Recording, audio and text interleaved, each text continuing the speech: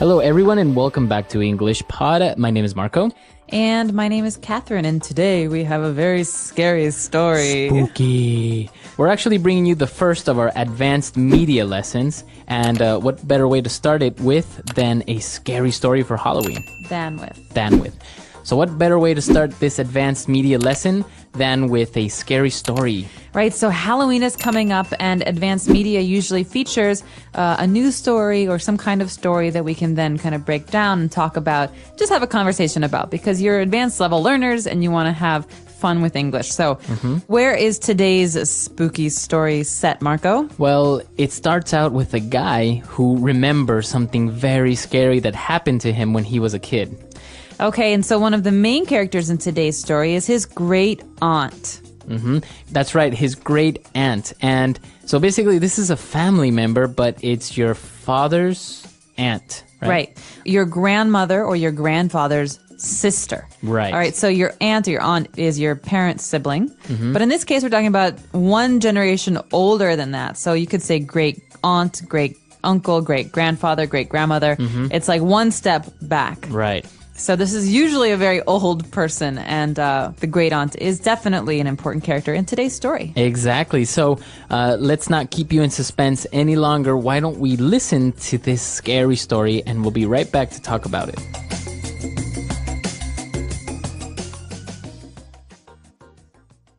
Hi, welcome. Are you ready to listen to our story?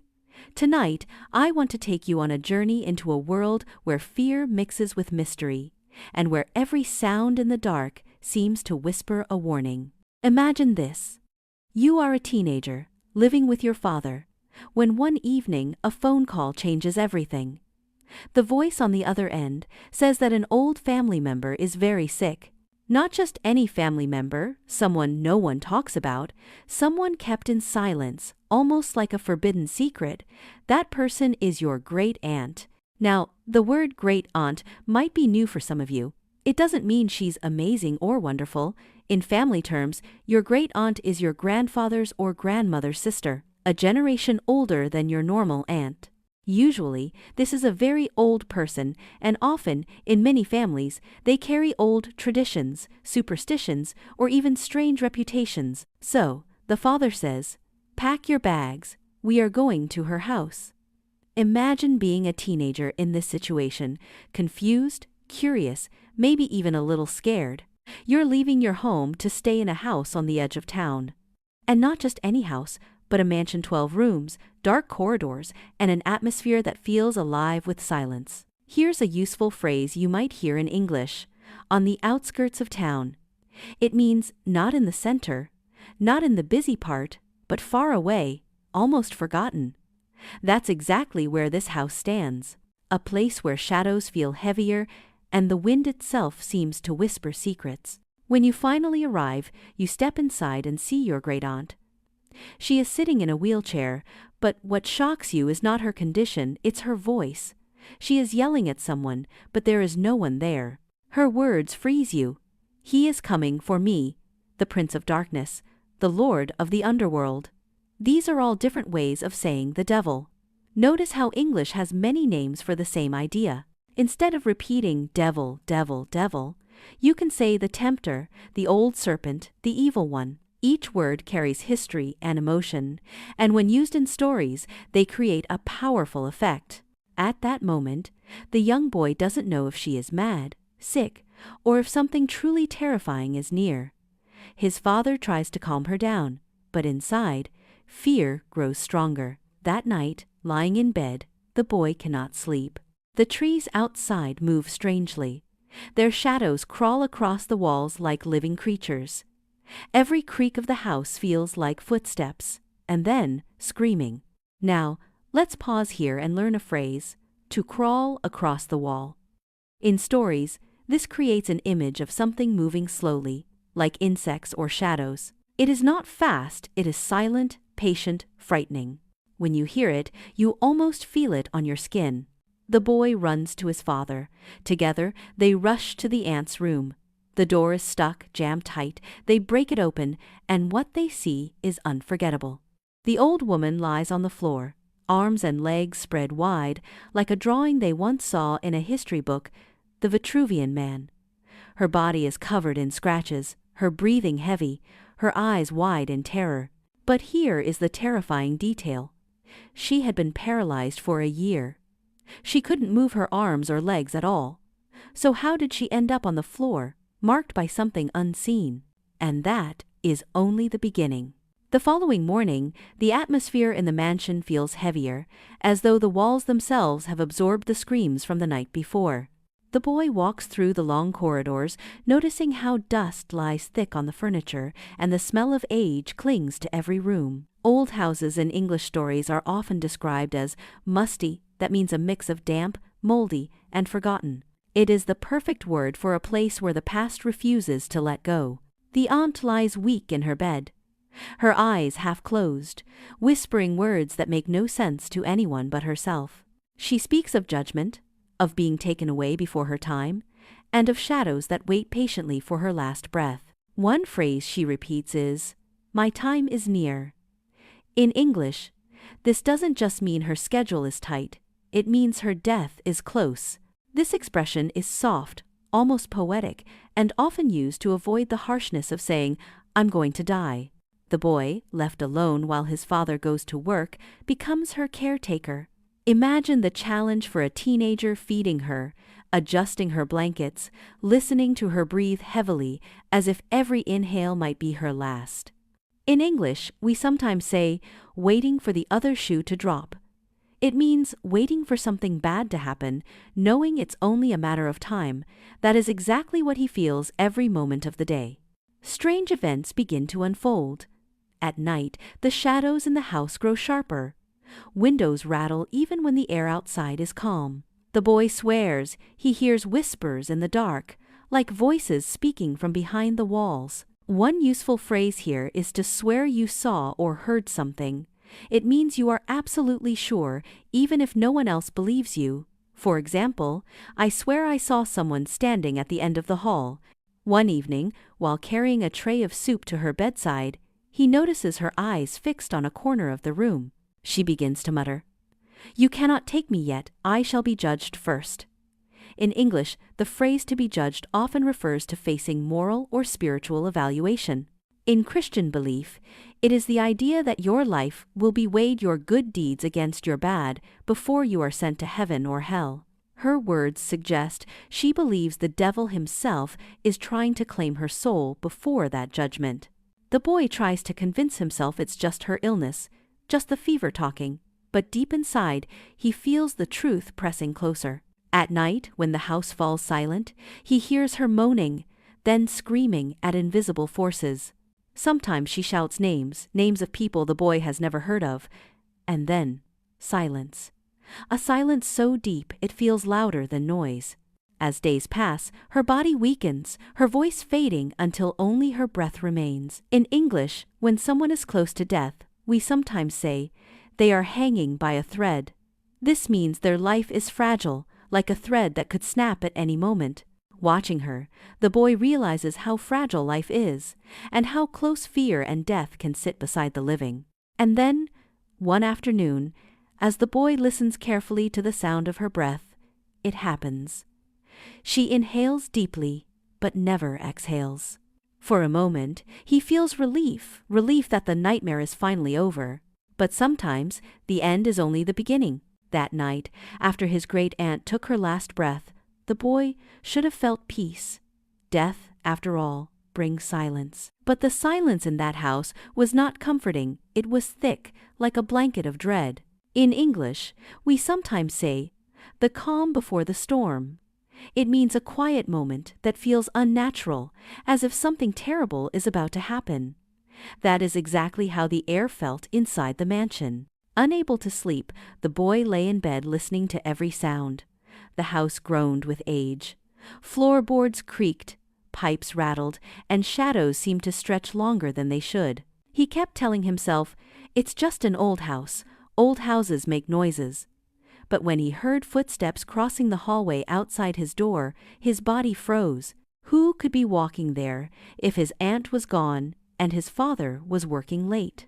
He gathered his courage and whispered to himself a common English phrase, "Face your fears." It means don't run, don't hide, stand up to what scares you. He opened the door, his heart racing, and saw nothing, just a long, empty corridor. Yet the smell of his aunt's perfume drifted through the air, even though she had died hours before. The following morning, movers arrived to begin packing her belongings.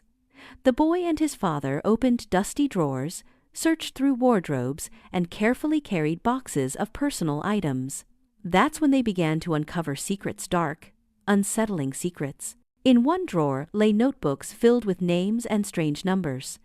Some names had amounts of money written next to them, almost like debts or bargains.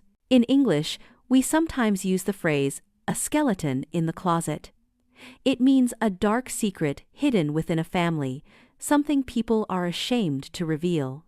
These notebooks felt like exactly that, a collection of hidden sins, but the discoveries grew worse. Among the belongings, they found photographs of people whose faces were stitched with black and red thread, the strings crisscrossing like a net meant to trap the soul. The boy's father muttered under his breath, "This is witchcraft." That word, witchcraft, refers to the practice of magic usually dark, forbidden, and feared. Then, the strangest item appeared. Inside, a small wooden box lay a doll, but this was no ordinary toy. It was stuffed with dead ants, tied with a strand of human hair around its waist. And on its face was taped a picture, his picture. Beneath it, numbers were scribbled. 311009. The boy's blood turned cold. In English, we often say, "My heart skipped a beat" when something shocks or frightens us suddenly. That is exactly how he felt in that moment. He realized the date written on the doll was today's date, the 31st of October, Halloween, a night when many believe the boundary between the living and the dead grows thinner, when spirits walk freely, and when the past can reach out and touch the present. And suddenly he understood his aunt's fear had not died with her. It was alive, and it had marked him next. As the weight of that discovery sank in, the boy felt the house itself shift. The air grew colder, and the walls seemed to breathe, as if they were alive. In English, there's a phrase to feel a chill down your spine. It describes that icy shiver when something truly frightens you. That is exactly what swept through him as he stared at the doll with his picture glued to its face. He wanted to throw it away, to destroy it, but fear paralyzed him. His father tried to stay calm, repeating, "It's just nonsense, just old superstitions." But even his voice trembled, betraying the truth. He was just as unsettled. Superstition, by the way, means a belief not based on science but on fear of the unknown, like believing a broken mirror brings 7 years of bad luck, or that walking under a ladder will curse you. And yet, sometimes superstition feels stronger than logic. That evening, after the movers left, the boy wandered through the house again. The 12 rooms felt emptier now, but the emptiness didn't bring relief. Instead, it created an echo every footstep doubled, as if someone else were following close behind. He whispered, "Who's there?" But silence answered. In English, we say, silence speaks louder than words when absence communicates more than presence. In that house, silence screamed. The boy found himself drawn back to his aunt's room. The wheelchair stood in the corner, tipped slightly, as if someone had just left it. On the bed lay her pillow, dented by her head, and the smell of medicine still lingered. He noticed something strange. Deep scratches along the wooden floor, marks as though the heavy chair had been dragged forcefully, even though she had been unable to move. He knelt down, touched the grooves, and felt how fresh they were. Suddenly, the candle he carried flickered violently. The flame bent sideways, though there was no wind. A low whisper brushed his ear, so close it made him flinch. It wasn't a word he could clearly understand, but it carried anger, warning, and hunger. He dropped the candle holder, and the flame went out. Darkness swallowed the room. When he relit it with shaking hands, something caught his eye. The doll. He had left it inside the wooden box downstairs, yet here it was, sitting neatly on the bedside table. its sewn mouth curved in a cruel smile, the thread glistening red in the candlelight. The boy's breath quickened. In English, we sometimes use the phrase, "my blood ran cold," to describe terror so sharp it feels physical. That's exactly how he felt as he realized whatever force haunted his aunt had not left with her death. It had chosen to stay. And maybe it had chosen him. The boy's heart pounded as he stared at the doll. It looked harmless, almost laughable, yet he felt its gaze fixed on him. In English, we sometimes say, looks can be deceiving, meaning what appears innocent can hide danger. And in that moment, the doll was the perfect example. He picked it up with trembling hands, determined to prove to himself it was just fabric and string. But as his fingers closed around it, he felt something alive inside tiny movements, like crawling legs. He quickly tore it open, and dozens of dead ants spilled out across the floor. Dead, yet somehow still twitching. He dropped it instantly, whispering, "This can't be real." But reality and nightmare had already blended. The date written beneath his picture, the 31st of October, burned in his mind, Halloween night. In many cultures, Halloween is believed to be the night when the veil between the living and the dead is thinnest. Spirits, demons, and memories slip through, seeking the living. A useful English expression here is to come back to haunt you. It means a past action or secret returns to cause trouble. For the boy, his aunt's secrets were no longer hidden, they were haunting him directly. He ran to his father, desperate to leave the mansion, but his father stood frozen in the hallway. His eyes were locked on a picture frame that hadn't been there before. Inside the frame was a photo of the boy, the same one from the doll, but this time the edges of the photo were burned black, curling as though touched by fire. His father whispered, "She marked you." Fear surged through him, yet at the same time, a strange clarity filled his mind. He remembered his aunt's last words, "I shall be judged before you can take me." Maybe she had fought not only for her soul, but also to warn him.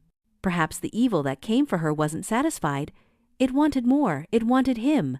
That night, the house grew unbearably cold. Every mirror reflected shadows that weren't his own. Doors opened on their own with slow, deliberate creaks. He clutched a candle, repeating to himself an English phrase often used in desperate moments. Hold on for dear life. It means to cling to survival with everything you have. And that was all he could do, hold on. When the clock struck midnight, the candle blew out again. Darkness devoured the room. He heard the same whisper that had haunted his aunt, now louder, clearer, his own name. The boy froze. In English, there's an expression, paralyzed with fear. It means so terrified you cannot move, and in that instant he understood it completely. Somewhere in the shadows, something was waiting, watching, choosing the right moment to step forward. Thank you for being a part of the Best English Podcast Zone. Oh no, the lights went out. Honey, can you light a candle? Sure. What do we do now? Well, we can just talk, like we used to. I know. I'll tell you a scary story. It happened to me and my dad when I was a teenager. I was living with my father at the time when he received a phone call. Hello. Yes, this is him. I see. Sorry to hear that. Okay, no problem. I'll be there shortly. Pack some clothes, Tony. My great aunt is very ill and no one in the family wants to take care of her. We're going to stay at her house for a few days. Aunt? What aunt? I never knew you had a great aunt. Well, the family doesn't talk about her, or get near her for that matter. Why is that? Come on, we have to go. So we arrived at this old house on the outskirts of our town. There was almost no one around and the house had an eerie look to it.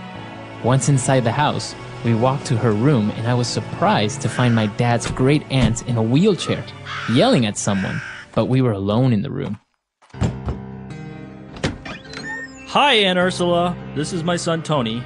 Why have you come? Why are you here? Don't you know it isn't safe? My time is near. He's coming for me. Who is coming for you? The Prince of Darkness, the Lord of the Underworld, the Tempter, the All serpent. Come on, Aunt Ursula, let's lay you down. You need to get some rest. Tony, help me lay her down. That night, we slept in one of the 12 rooms of that big old mansion. The trees outside seemed to come alive, and their shadows formed ghoulish shapes on my bed. All of a sudden, we heard screaming.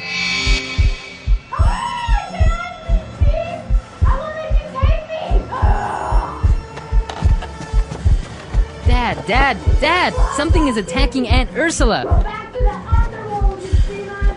I shall be judged before you can take me. The door is jammed. Stand back.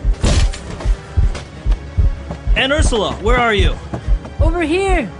And as we approached her, she was lying on the floor with her hands and feet open like the Vitruvian Man, breathing heavily with bloody marks and scratches on her arms, legs, and face. Remember how I mentioned that she was in a wheelchair? My aunt had been paralyzed from the neck down for just over a year. After this incident, strange things would happen in the house, and my aunt would yell and scream, according to her, warding off the evil that had come to get her. As the days passed, she became very weak and eventually was unable to talk. My dad had to work during the day, so I was left to care for her. When she lost her voice and laid on her deathbed, I would hear her breathe in and out.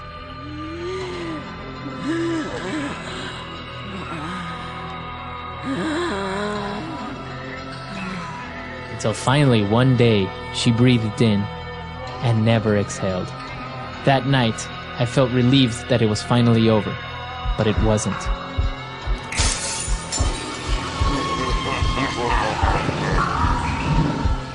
I was so terrified of what I was hearing that I didn't sleep all night. The following morning, I went to the bathroom, expecting to find a mess and everything torn up, but I found everything exactly as it was before.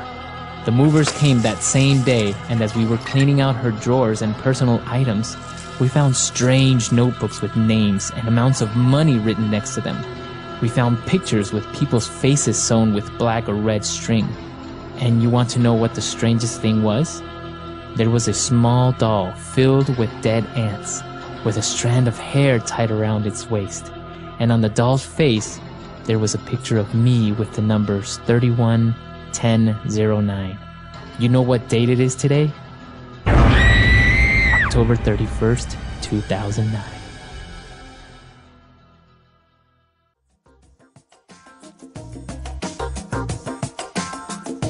All right, we're back. So, what you think? Pretty scary? I got goosebumps. It's a little spooky. A little yeah. scary. Now, what's interesting about this story? It's based on a true story, so that makes it even scarier. No. Yeah.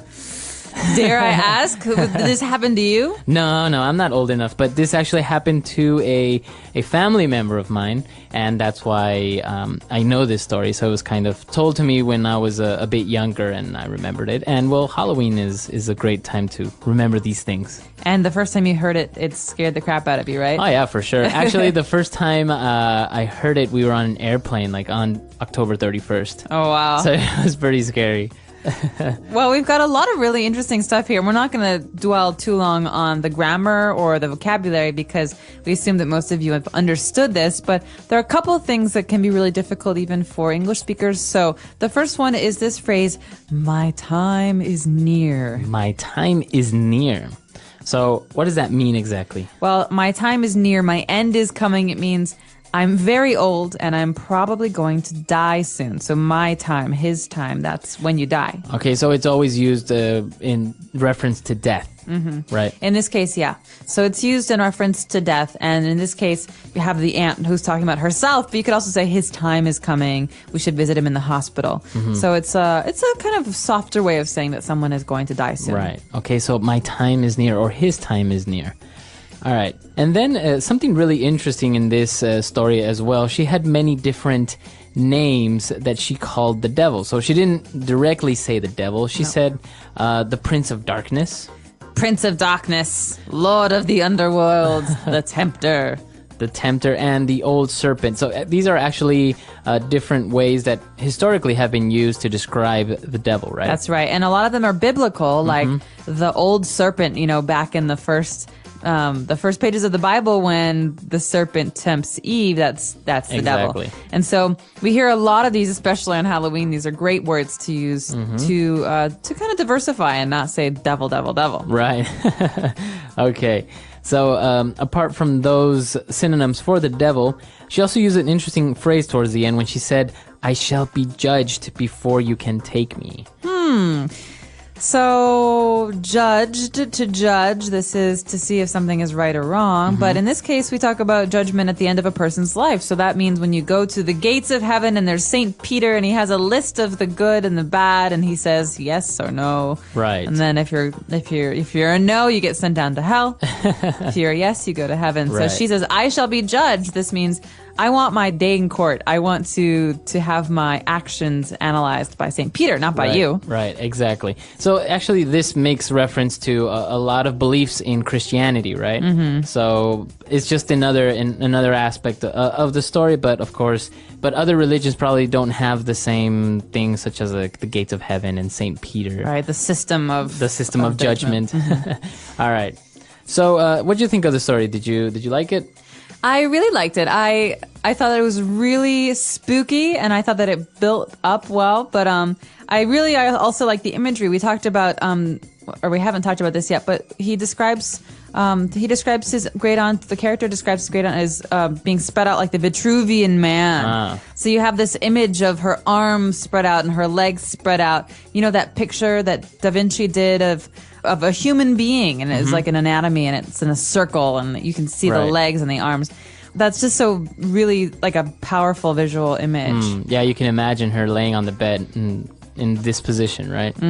Yeah, it is pretty scary. What about you? Have you ever had any close encounters with the supernatural, or ghosts, or goblins, or something like this? No, personally, I've never had any experiences like that, and I tend to not believe ghost stories. But maybe if this had happened to someone I knew, I'd be a little bit more skeptical or less skeptical. But what about like when they have those documentaries or those recordings of strange voices or appearances, like these old castles in England or stuff like that? What do you think? I love those shows.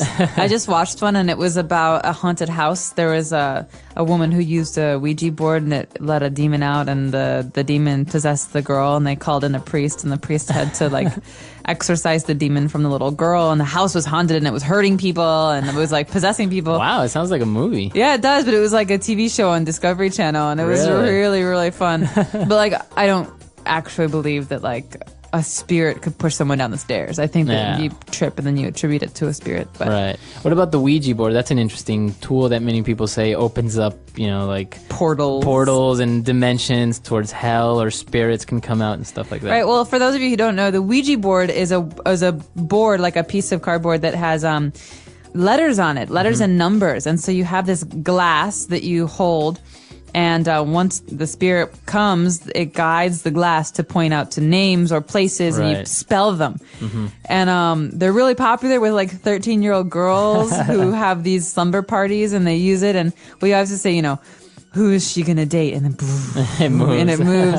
But I believe in the power of the human mind. So I think a lot of times, even if we're not aware of it, we're the ones, manipulating this. Or glass. believing what we want to believe. Yeah. But what about you? Are you superstitious? Do you believe in ghosts? I'm not superstitious. I don't know what to think about ghosts, because I've actually had a couple of very strange encounters with the supernatural, but I really wouldn't say, oh yeah, I believe in ghosts, or I believe they're spirits that haven't been put to rest, or they have unfinished business, like in Casper or something like that. Yeah.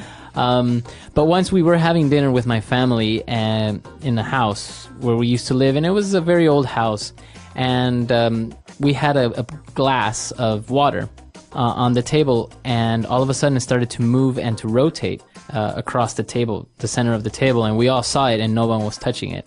So we all were pretty confused and nervous, and then just kind of burst out in nervous laughter. And we didn't really know what to make of it, but it was very strange because it moved a good amount towards like half of the table, and it was spinning at the same time, so it was very strange. Weird. So things like this, and in general, Hispanic or Latin American culture they're very superstitious. They have a lot of beliefs in like magic or Some people still are reluctant to give out a picture, for example, because of something like this in the story. They say Really? you shouldn't give out pictures to boyfriends or girlfriends or anyone, because if you break up or something is to happen, then they could do something with that picture and maybe hurt you. Really? So this idea that you have a likeness, like a picture or a doll or something. What can you talk about that? Because I don't really know anything about it. Having that means that you're able to like do something to that very person. Yeah, like not necessarily like a voodoo doll, right? Where you see that you can put pins in it and then it would hurt someone. But people believe that pictures, for example, they capture your image, and so if somebody has it and wants to do harm or black magic, then they can use that as an instrument to get into you. It's the same as pieces of clothing or the same as hair, and things like this. So that's why there are the shamans or the Indian witch doctors who do cleansing like this, and people still actually go to them. People in the city still believe in these things, and they'll go to a shaman and get themselves cleansed because they believe that their luck, they have really bad luck, or they've been very, very sick for a long time and doctors can't figure out what it is. They think it's because someone has cast a spell on them or is doing some black magic to them and they need to get it cleansed. Oh, wow. So yeah, it's really, really common. But it's all part of the folklore and the heritage of the countries, and it's actually very, very interesting. And some things are just really out there, really weird. Yeah. Well, a lot of it I think comes from indigenous beliefs mixing with Catholicism too, right? Yeah, because a lot of South American countries and Latin American countries are very Catholic, but it's they get kind of melded, these traditions, with indigenous beliefs, and then you have these crazy rituals and like we actually have a belief, and it's very true, that when somebody is completely in love with this girl, and this girl is like maybe not very nice or not very nice to that guy, but he's still completely into her. So there's this word that we say that he's been like underweared or something like that. And the reason behind this is that one of these rituals that I talked about is that the girl would make tea, right? Would take a tea pot and in it would put her underpants.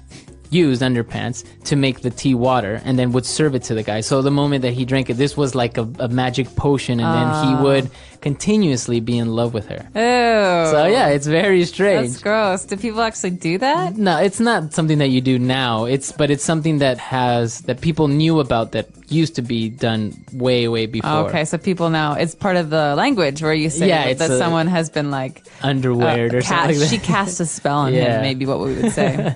So things like this that, of course, aren't really done anymore, but still people make reference to it because we know it from our history that it's been done before. How cool. Well, I'm really curious to know if our users have any similar stories or have any scary stories they want to tell.